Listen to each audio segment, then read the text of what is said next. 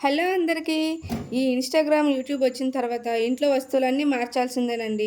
ఎందుకంటే non stick మంచిది కాదు, అల్యూమినియం మంచిది కాదు, సిల్వర్ మంచిది కాదు, ఏది మంచిది కాదు అంటున్నారు.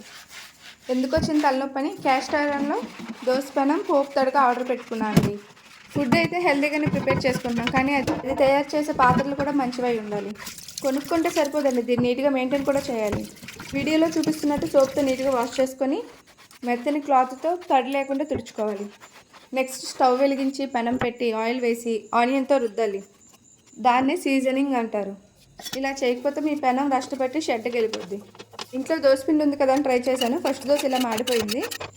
సరే ఫస్ట్ దోశ కదా అలానే వస్తుంది, సెకండ్ దోశ వేద్దామని ట్రై చేశా. సెకండ్ దోశ కూడా అంటుకుపోయింది. దోసపిండిలో ప్రాబ్లం ఉందేమో అని మల్టీగ్రెయిన్ దోశ వేశాను. ఇది మాత్రం సూపర్ వచ్చింది. ఇదైతే వచ్చింది, అదెందుకు రాలేదని మళ్ళీ వేశాను. ఇది కూడా సూపర్ వచ్చింది.